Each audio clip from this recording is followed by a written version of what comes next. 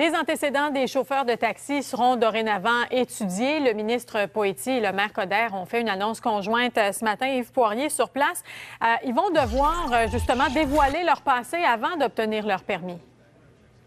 Effectivement, je suis au 4e étage des bureaux du ministère des Transports du Québec au centre-ville de Montréal. L'annonce a été faite au cours des dernières minutes, notamment par Denis Coderre, le maire de Montréal, mais aussi Robert Poitier, qui est le ministre des Transports. Et c'est vraiment l'initiative de M. Poitier, justement, qu'on en arrive à mettre sur pied ce processus qui vise à connaître les antécédents judiciaires. On parle d'antécédents criminels des chauffeurs de taxi à travers la province, non seulement à Montréal, mais vraiment partout en région, ailleurs au Québec. Cela dit, on veut imposer en quelque sorte aux chauffeurs de se présenter, notamment au bureau du taxi à Montréal, mais ailleurs auprès des autorités policières, afin qu'on remplisse un questionnaire qui va permettre aux autorités de vérifier si au cours des 5 dernières années, ils n'ont pas été trouvés coupables ou reconnu leur culpabilité à diverses accusations criminelles qui pourraient porter atteinte, si vous voulez, en quelque sorte, à la sécurité du public. À mes côtés, Doris Saliba, vous êtes le porte-parole, notamment, de l'industrie du taxi au Québec. Comment vous accueillez, justement, cette annonce? Parce que le ministre Poitier nous disait que c'est dans la loi, il y avait un flou juridique, ce n'était pas appliqué, mais là, on a fait en sorte, avec les avocats au MTQ, d'appliquer cette mesure. Est-ce que ça vous inquiète de devoir, comme chauffeur, vous soumettre à un tel processus, ou vous dites c'est une bonne nouvelle? C'est une excellente nouvelle. En fait, on entend ça, ça fait des années qu'on entend ça, puis on veut que ce soit appliqué. Surtout maintenant, on veut que l'image de l'industrie taxi soit améliorée, soit rayonne. Et on veut garder la confiance entre la clientèle, la population et l'industrie de taxi. Et je pense que c'est le moment qui est venu maintenant que la population donne confiance à ces chauffeurs-là qui travaillent d'arrache-pied. Ça va encore laisser de la place pour les bons professionnels qui vont continuer à travailler et qui vont donner un meilleur service. Donc, pour nous, c'est une excellente nouvelle, puis on va continuer à rayonner. Ça aligne vraiment avec la politique sur le taxi qui était faite par le maire Coder en collaboration avec l'industrie de taxi.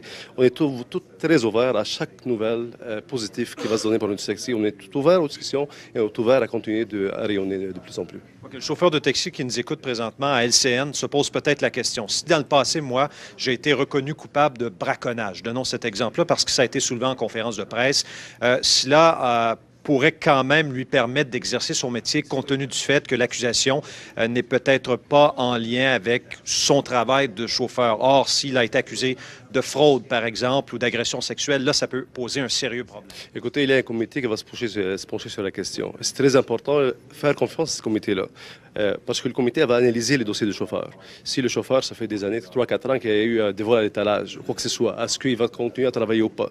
Ça, c'est pas moi qui va vous répondre, c'est un comité qui va plonger sur chaque question, sur chaque chauffeur qui a un point noir sur son dossier. Et le chauffeur aura la possibilité d'aller en appel s'il est en désaccord avec la décision rendue par ce fameux comité. Absolument. On ne va pas faire léser les chauffeurs, puis on ne va pas mettre des chauffeurs dans la rue. Surtout les chauffeurs qui sont de bonne foi, qui travaillent très bien, puis qui n'ont aucun rapport avec le métier de taxi. Donc, le but de l'exercice, c'est que les chauffeurs travaillent d'une bonne façon, puis qu'ils travaillent avec un diplôme, avec 5 étoiles, comme on dit, et que la population leur font confiance. Donc, c'est pour ça que l'exercice a été fait.